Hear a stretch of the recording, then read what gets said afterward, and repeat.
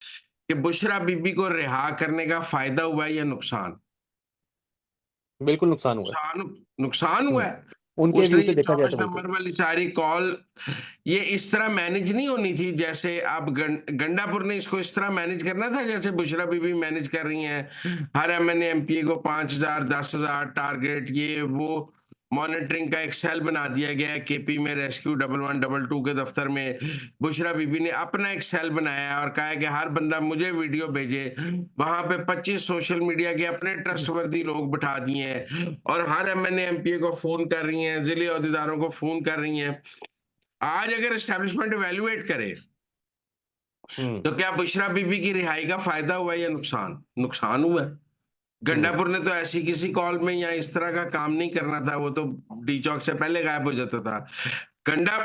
बुशरा बीबी की रिहाई से गंडापुर भी मुश्किल में है, बैरिस्टर गौहर भी मुश्किल में है, एस्टेब्लिशमेंट भी मुश्किल में है, हुकूमत भी मुश्किल में है। तो हुँ, लिहाजा वो जब है तो फिर वो इमरान खान को क्यों रिहा करेंगे?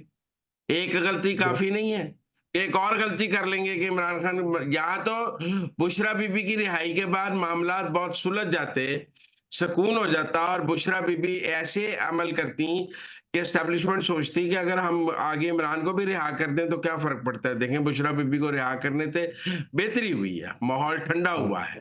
सिर्फ हुँ, या तो आप ये समझे ना कि बुशरा बीबी की रिहाई के बाद हुकूमत का और पीटीआई के दरमियान माहौल ठंडा होता, एस्टेब्लिशमेंट और पीटीआई के दरमियान माहौल ठंडा होता, तो ये सोचा जा सकता था कि अच्छा यार नेक्स्ट स्टेप में इमरान खान को भी रिहा कर देते हैं। ये तो इससे तो आइस मेल्ट होती है, इससे बॉइलिंग वाटर टेम्परेचर नीचे आता है। पर आप देखें ना वो तो काउंटर प्रोडक्टिव हो गया बुशरा बीबी को रिहा करना।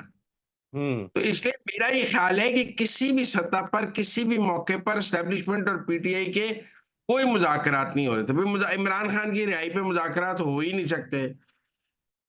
इंतखाबात के नताइज को बदलने पर कोई मुज़ाकरात हो ही नहीं सकते।